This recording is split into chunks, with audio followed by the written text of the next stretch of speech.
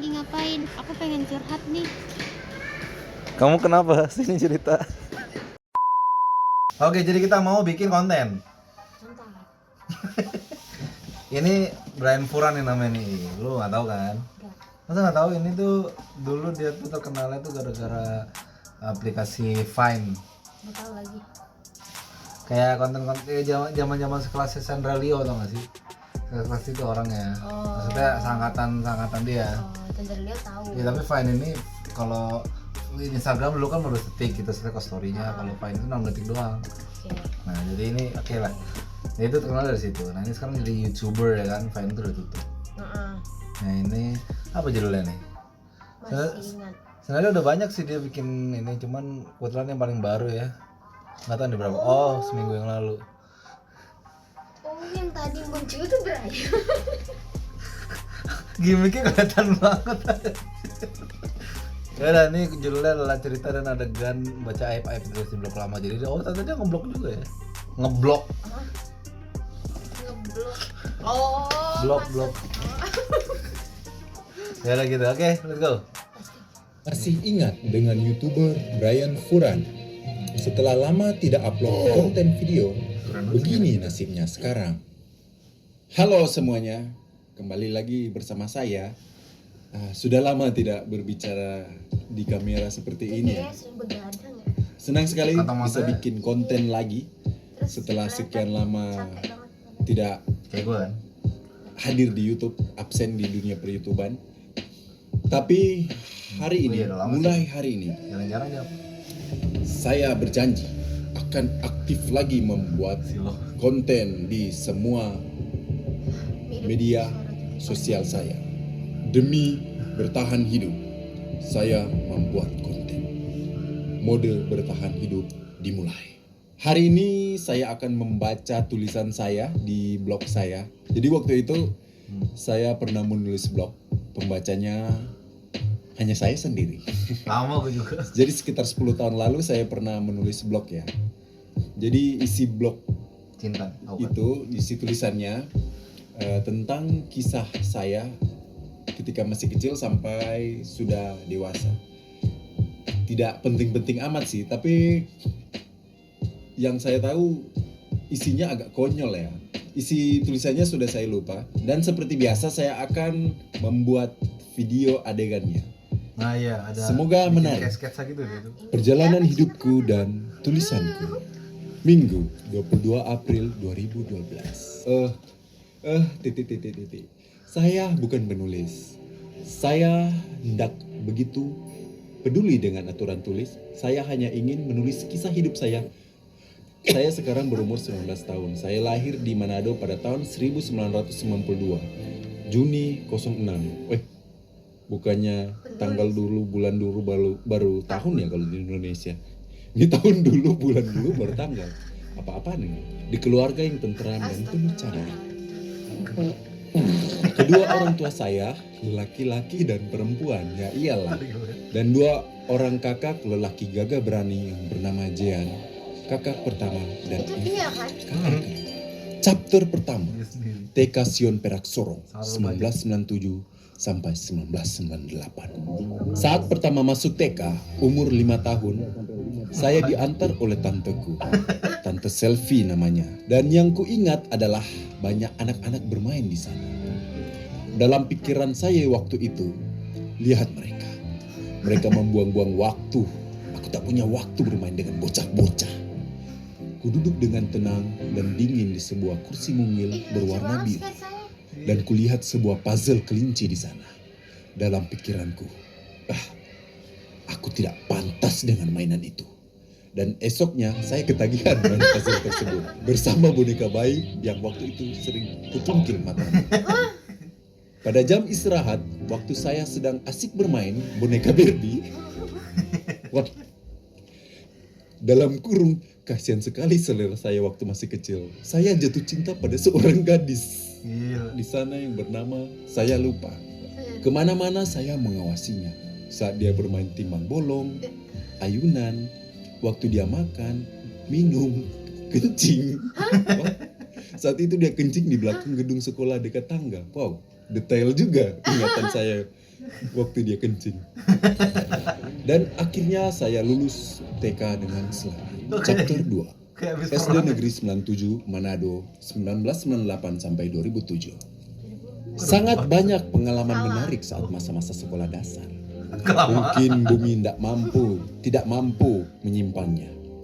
Masa SD adalah masa yang paling menyenangkan dengan rasa ingin tahu segalanya. Saya pun memulai petualangan saya dengan ranger-ranger dan ninja-ninja yang ada pada waktu itu. Oke.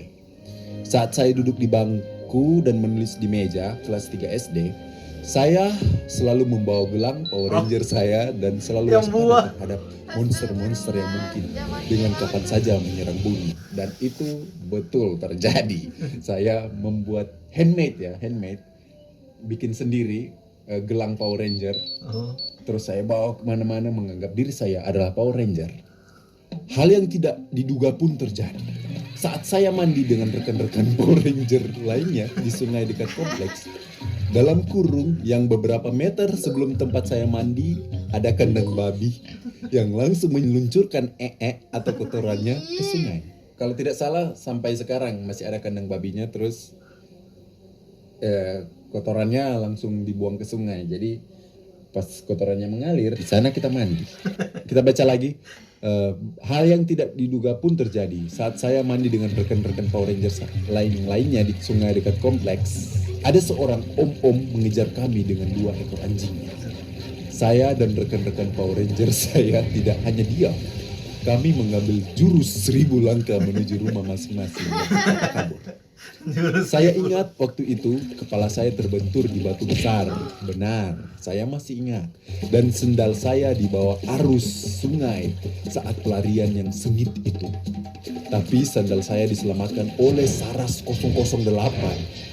Jadi betul. Jadi waktu sandal saya jatuh ya di sungai, ada cewek yang lebih tua dari saya yang membantu mengambil sandal saya yang waktu itu jatuh. Saya pun memutuskan untuk berhenti jadi Power Ranger karena telah sadar dengan hal bodoh itu. Saya pun memutuskan menjadi ninja. Saat naik kelas 4, saya bermohon kepada orang tua saya untuk mengizinkan hijrah ke dunia bela diri taekwondo. Saya cukup terampil waktu itu. Mungkin fisik saya yang mendukung karena memiliki kaki yang panjang dan mempunyai pengalaman sebagai Power Ranger. Tiap kali pulang dari latihan taekwondo, kakak kedua saya, Evan, selalu mengetes ilmu saya dengan cara sparring. Saya lebih suka mendengar lagu-lagu rock seperti Guns N' Roses, Slipknot, Korn, Limp Bizkit. Jadi, waktu di kelas 5, teman-teman saya sering menyanyikan lagu Utopia, Ceylon Seven, dan lain-lain. Saya lebih memilih headbanging dan menyanyi dengan nada scream di belakang kelas. Di kelas pun dilakukan tes matematika. Oh, jadi suatu hari ada ujian matematika, itu maksudnya. Saya dengan tenang dan berwibawa mengisi tugas-tugas tersebut dengan kejeniusan saya. Percaya diri saya lebih meningkat saat kedua teman sebangku saya menyontek jawaban saya. Dengan ikhlas, saya mengizinkan mereka untuk menyalin semua jawaban cemerlang saya. 8 nomor soal tersebut sudah terisi. Saya dan kedua teman saya dengan semangat mengumpulkan tugas tersebut. Satu persatu nama kami dipanggil sesuai lembar jawaban. Teman kami yang duduk di bangku depan dipukul 4 kali dengan mistar kayu karena 4 jawaban yang salah. Oh, jadi kalau satu salah dipukul 1 kali, kalau 2 salah dipukul 2 kali, begitu seterusnya. Kedua teman sebangku saya pun tertawa terbahak-bahak melihatnya. Brian, nama saya pun dipanggil.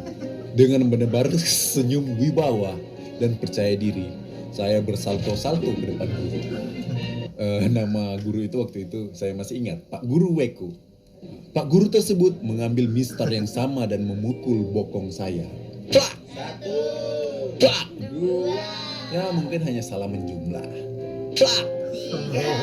Teman-teman kelas saya menghitung jumlah pukulan yang dipukul ke pantat saya dengan nyaring. Plak! Tidak mungkin. Plak! Banyak. Apa? Kenapa? Plak! Yang nyontek. Kelas pun ramai dengan tawa yang membekas di hati. Dengan menunduk muka dan rasa malu yang menggebu. Rasa malu yang menggebu bagaimana itu? Saya kembali ke tempat duduk bersama kedua teman saya yang sudah pucat, diam dan keras dan bertatapan kosong sambil menunggu eksekusi mereka. Waktu itu hanya kami bertiga yang mendapatkan nilai 0. Sejak itu kedua teman saya tidak pernah lagi mencontek saya. Dan itulah alasan saya tidak terlalu menyukai matematika karena trauma dari kejadian itu. Akhirnya lulus SD juga. Dengan voting SMS dari seluruh pendukung saya pun masuk SMP Negeri 7 Manado. Anjir kayak gue sampai 7 Chapter 3 SMP Ya Negeri Allah, 7 Manado Lihat. 2004 2000 sampai 2007. Tidak banyak yang saya ingat waktu pertama kali masuk sekolah SMP. Saya ditaruh di kelas 1F. Setiap ke sekolah pukul 11, saya selalu nonton Naruto dulu. Jika sudah terlambat ke sekolah, saya langsung melompat dari pohon ke pohon atau menggunakan cakra agar bisa ke sekolah dengan cepat. Banyak yang saya pelajari di masa SMP. Saya diajari mengendarai motor Yamaha Tiara S dan mengendarai mobil Suzuki Katana oleh kakak saya, Evan. Diajari bermain gitar oleh kakak saya, Jean. Sampai pernah tidak makan tidur sebulan untuk berlatih gitar. Belajar bermain komputer, terutama Photoshop, dan diajari cara mengeluarkan serigala ekor 9 oleh teman saya, Naruto. Walaupun sudah bisa mengendarai motor dengan baik, tetapi saya tidak diizinkan untuk membawa ke sekolah. Oh ya, tidak bisa memang, karena belum punya SIM. Dan lulus SMP menuju SMK. Kok udah di komputer? SMK Negeri 2 Manado 2007. Masa yang penuh kerjasama. Saya mengambil jurusan teknik komputer dan jaringan. Kelas kami sangat kompak. Iseng-iseng saya dan teman saya bermain band di studio. Waktu itu kita membentuk band di Sangkis. Nama studionya Sangkis. Alunan lagu kami yang begitu kacau dan merusak telinga dimainkan dengan begitu serius di sana. Nama band kami diberi nama Peace Era. Terus berganti menjadi Unnamed yang beranggotakan saya, gitar, Gerald, vokalis yang suaranya mirip kentut Kurt Cobain, Peter, bass yang jago menggulung-gulung suara bass, Iqbal, drum yang jago menaik turunkan tempo. Tour live konser kami terakhir Temponya nggak jelas. dan kami bubar. Suatu hari kami mendapatkan informasi festival band rohani antar sekolah yang diadakan di SMK 3 Manado. Saya pun direkrut oleh teman sekelas saya, Echa, asik, untuk mengikuti festival tersebut. Dengan personil-personil baru, kami pun menamai band kami dengan nama Weapon Devil. Dengan celana pendek dan sandal jepit, betul sekali, ini benar. Dengan celana pendek dan sandal jepit, saya menaiki panggung pertama saya di sana. Pada akhirnya bangga dan gembira dan salto-salto, selalu ada salto ya. Ini menyusahkan adegan saya nanti. Kita membawa pulang piala juara kedua. Peserta yang tampil waktu itu sekitar 3 band. Jadi kita pernah juara 2 dari 3 peserta. Dan salah satu dari peserta adalah band anak-anak bocah lulusan SMP yang mendapatkan juara 3. Jadi kita cuma menang pada anak SMP yang juara waktu itu juara 3. Sedangkan yang mendapatkan juara 1 dari band sekolah yang mengadakan acara itu. Berbagai festival kami sikat tanpa mendapatkan juara.